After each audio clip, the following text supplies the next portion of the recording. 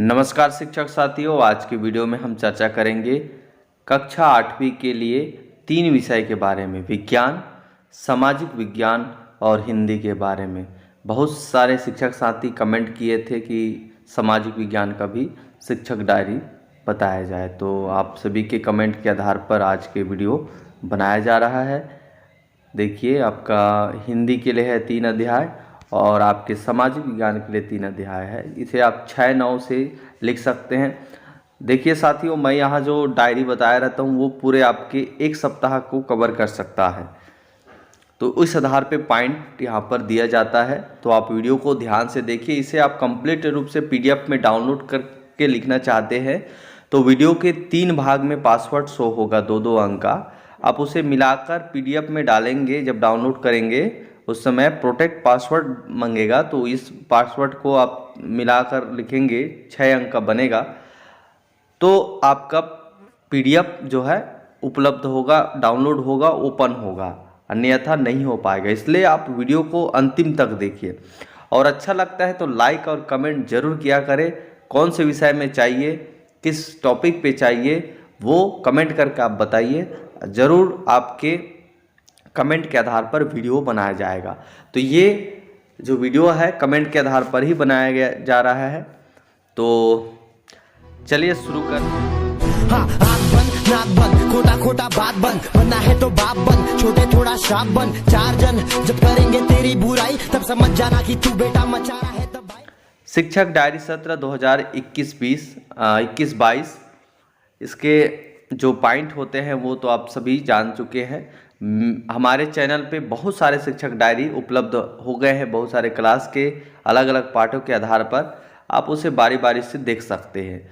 तो देखिए, विज्ञान विषय के है पार्ट 3 संश्लेषित रेशे और प्लास्टिक।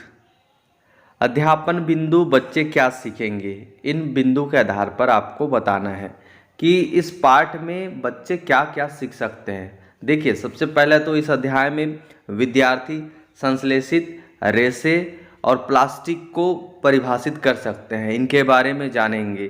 फिर प्राकृतिक रेशे और कृत्रिम रेशे की सूची बना पाएंगे कि प्राकृतिक रेशे कौन सा है, कृत्रिम रेशे कौन सा है।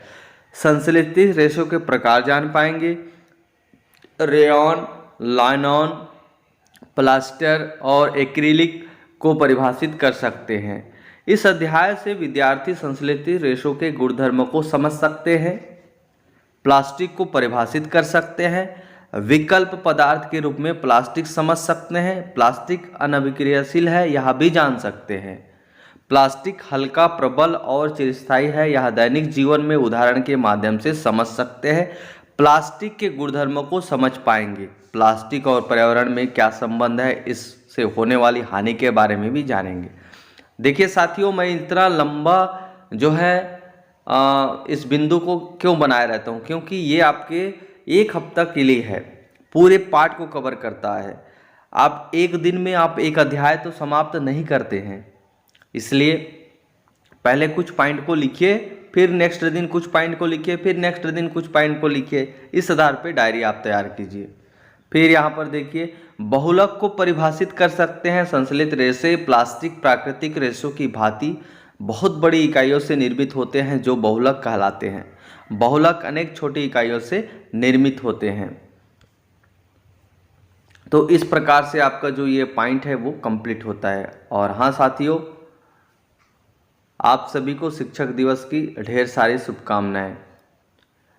फिर यहाँ पर आता है ये जो पॉइंट है, ये बहुत महत्वपूर्ण पॉइंट है। गतिविधि जो कराई जानी है, आपके हेडमास्टर, आपके प्रिंसिपल, आपके HM जो भी है वो इन्हीं पॉइंटों को देखते हैं कि आप क्लास में क्या करवाते हैं। अध्यापन बिंदु तो है ही महत्वपूर्ण, लेकिन आप कक्षा में क्या करा रहे हैं वो इन्हीं पॉइंटों के आधार पर पता चलता है। तो यहाँ पर देखिए, संश्लेषित रेशे क्या है एवं प्रकार समझाकर सभी बच्चों को सारणी बनाने को कहा जाएगा। संश्लेषित रेशे बनाकर प्राकृतिक कृत्रिम के लिए पॉइंट बनाना, सारणी बनाना कहा जाएगा। प्राकृतिक और कृत्रिम रेशे किसे कहते हैं परिभाषित करेंगे, पहले समझाएंगे, नाम बताएंगे, दिखाएंगे, अगर हमारे पास उपलब्ध हो तो रेशों का प्रकार, प्राकृतिक एवं कृत्रिम क्या है, विस्तार से सारणी बनाना सिखाया जाएगा। जैसे स्कूल में पर्दे हैं, कपड़ा है और भी बहुत सारे चीज़ हैं जो आप स्कूल में उपलब्ध करा सकते हैं। इन सारी चीज़ों को बच्चों को दिखाकर आप समझा सकते हैं। फिर क्रियाकलाप एक क्लैंप युक्त लोहे का स्टैंड लीजिए, लगभग 60 सेंटीमीटर लंबा एक सूती धागा लीजिए और इसे क्लैंप से बांध दीजिए जिससे यह स्वतंत्र रूप से लटक जाए। इसे आप डायग्राम बना सकते हैं आपके उसमें ब्लैक बोर्ड में। मुक्त सिरे पर एक हुक लगा पल्ला बांध दीजिए जिसमें बाट रखे जा सके। पल्ले में एक एक करके बाट तब तक डाले जब तक कि धागा टूट ना जाए। धागे को तोड़ने हेतु आवश्यक कुल भार को लिख लीजिए। यह भार रेशे की सामर्थ्यता को बताता है। इसी प्रक्रिया को ऊन, प्लास्टर, रेशम और नायलॉन के धागों के साथ दोहराइए। आंकड़ों को सारणीबद्ध कीजिए और इनमें से कौन सा स्ट्रांग है, ऊन, प्लास्टर, रेशम, नायलॉन, ये बच्चे को जानने दीजिए। ऐसा आप क्रियाकलाप कक्षा में करवाइए। आंकड़ों को सारणीबद्ध करिए, धागों को उनके बढ़ते सामर्थ्य के क्रम में व्यवस्थित कीजिए। कौन जल्दी टूटा, कौन सा कम टूटा, इनको भी आपको करना है।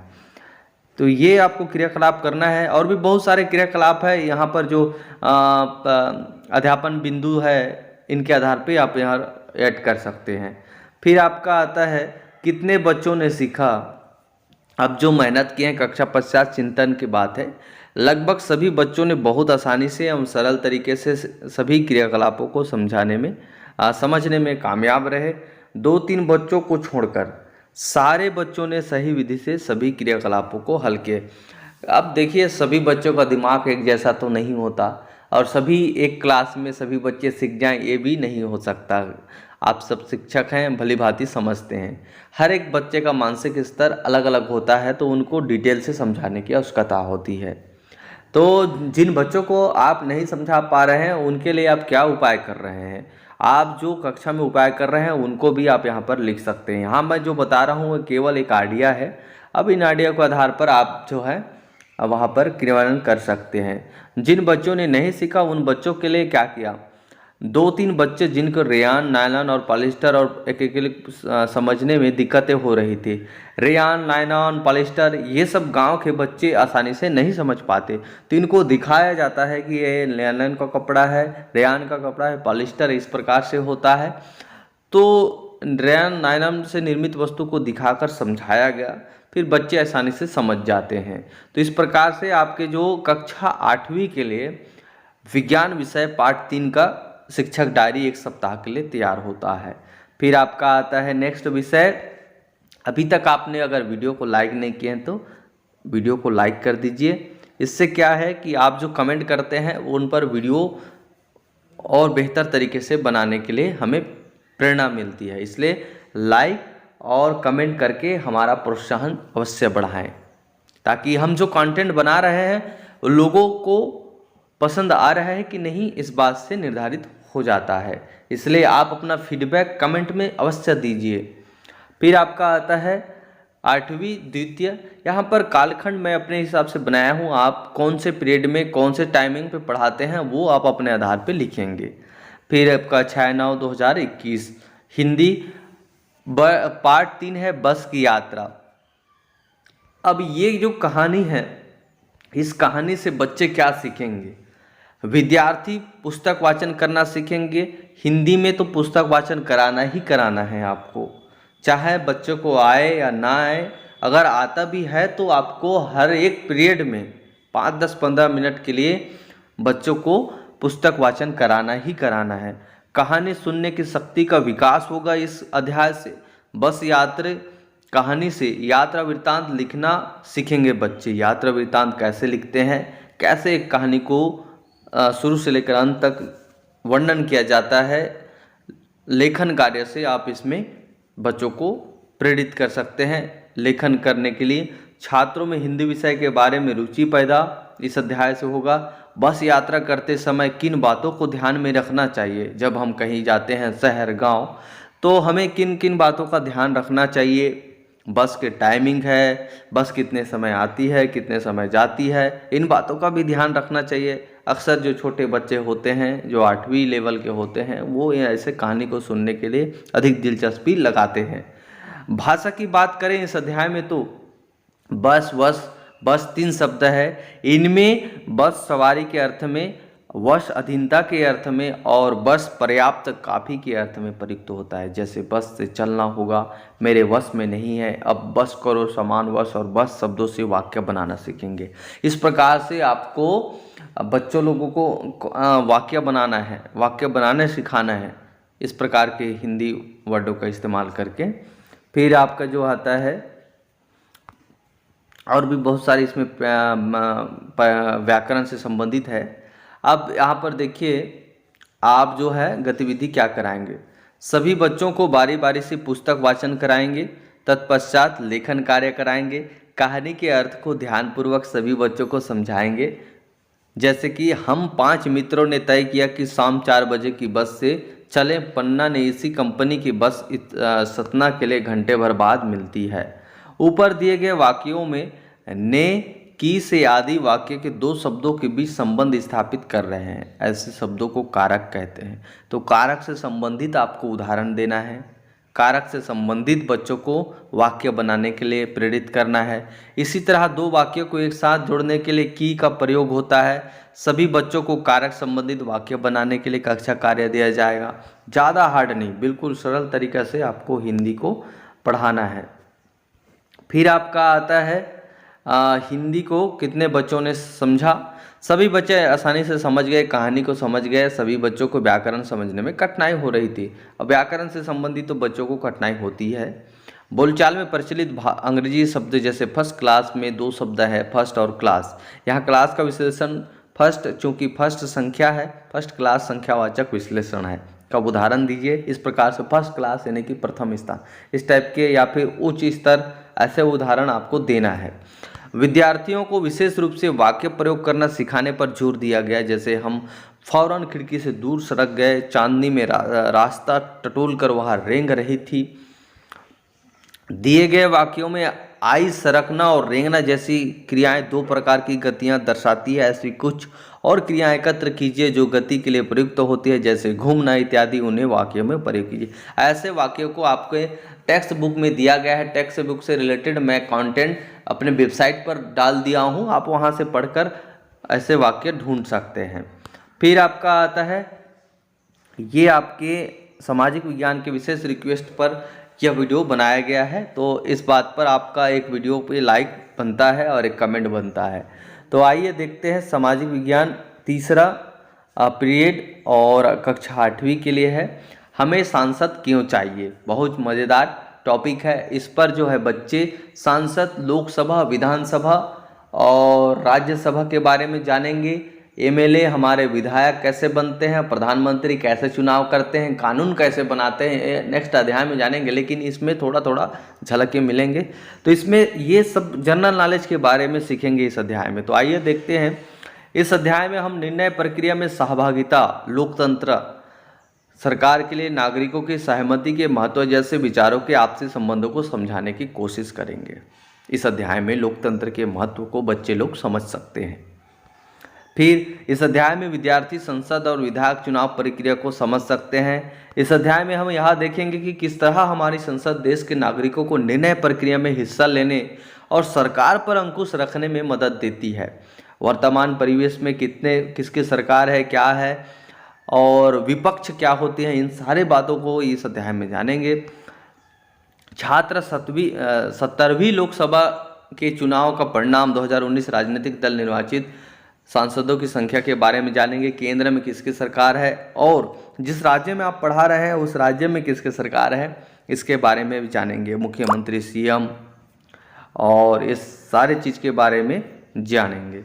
फिर आपका आता है, लोकसभा में किस राज्य के सांसदों की संख्या अधिक होती है, सबसे कम है, ये राज्य के बारे में भी जानेंगे। किन राज्यों से सांसद अधिक आते हैं, कहाँ से कम, संख्या के आधार पे आपको बताना है। तो ये जानकारी भी इस अध्याय में करेंगे। तो सामाजिक विज्ञान बहुत महत्वपूर्ण इंटरेस्टिंग सब्जेक्ट होता है। इसे आपको बिल्कुल सामान्य ज्ञान आपको भरपूर आना चाहिए। इस आधार पे आपको ये तैयारी करके अध्ययन कराना है। तो यहाँ पर देखिए काम आप क्या कराएंगे? ये यहाँ जो महत्वपूर्ण काम है, सबसे पहले बच्चों को 2 ग्रुप में बांट दिया जाएगा। एक संसद का निर्माण किया जाएगा लोकसभा वाला, और एक में संसद में अध्यक्ष कैसे चुनते हैं, प्रधानमंत्री कैसे बनाते हैं, यह सभी प्रक्रिया आप अपने बच्चों के साथ करवाइए। फिर दूसरा जो है राज्यसभा विधानसभा के लिए संसद कैसे बनाते हैं, चयन प्रक्रिया कैसे होता है, सीएम वगैरह कैसे बनते हैं, वो सब चीज़ दूसरे पक्ष को दीजिए। और जो लोग को नेता बना रहे हैं उनको भाषण देना सिखाइए। गठबंधन क्या है, विपक्ष के जो महत्व है उसको भी आप हम यहाँ पर बताएंगे। विपक्ष की क्या भूमिका होती है, गठबंधन क्या है, यह समझने के लिए अलग अलग राजनीतिक पार्टियों के नाम के आधार पर बच्चों को पार्टियों के आधार पर चुनाव प्रक्रिया को समझाने के लिए निर्वाचन कार्य कराया जाएगा। संसद क्या है, विधायक कौन होते हैं, कैसे चुनते हैं, संसद का काम क्या है, और आम जनता कैसे संसद को चुनते हैं, इन सारी बातों को कक्षा में कराकर दिखाया जाएगा। लोकसभा चुनाव, विधानसभा चुनाव क्या है, इसे समझाने के लिए कक्षा में निर्वाचन प्रक्रिया को उदाहरण सहित समझाया जाएगा। कैसे एक चुनाव प्रणाली होती है, इसके बारे में भी सभी बच्चों को समझाया जाएगा। पास में देखते हैं सरपंच, विधायक, जब कोई गांव में कोई प्रोग्राम होता है तो सभी बच्चे जानते हैं, कभी स्कूलों में भी नेता लोग आते हैं तो कैसे उनका स्वागत होता है, ये सारे तो ये सब बच्चे जो है दिलचस्प लेने लगे और आसानी से समझ गए। कुछ बच्चों को जनरल नॉलेज से संबंधित जो है परेशानी हो रही थी, लेकिन उनको फिर से बाद में बताया गया, उसे आप इस कॉलम पे लिख सकते हैं। तो यहाँ पर देखिए प्रधानमंत्री जो बने उन्हें भाषण देना सिखाया गया, और भी नेता है उनको भी देना सिखाया गया। तो इसमें बच्चे लोग उत्सुकता बनाए रहे, तो इस प्रकार से आपको कराना है। फिर यहाँ पर देखिए जिन बच्चों को सामान्य ज्ञान से संबंधित परेशानी हो रही थी उन सभी बच्चों को सामान्य ज्ञान से संबंधित 20 प्रश्न उत्तर हल करवाया गया, और सभी बच्चों से प्रतिदिन एक एक सामान्य ज्ञान से संबंधित प्रश्न उत्तर हल करके लाएंगे, यह बताया गया। माने कि एक बच्चा एक लाएगा, दूसरा बच्चा फिर एक लाएगा, यानी कि कक्षा में अगर 30 बच्चे होंगे, 25 बच्चे होंगे, तो एक दिन में 25 क्वेश्चन आपका सामान्य ज्ञान से संबंधित हल हो जाएगा। तो इस प्रकार से आपको सामाजिक विज्ञान को रोचक तरीके से पढ़ाना है। वीडियो अगर अच्छा लगे तो लाइक कीजिए। वीडियो को देखने के लिए बहुत बहुत धन्यवाद, दिल से आभार व्यक्त करते हैं, और आप सभी का प्यार स्नेह ऐसा मिलता रहे ताकि हम सब अच्छे से बच्चों को शिक्षक कार्य करा सकें, अध्यापन कार्य करा सकें।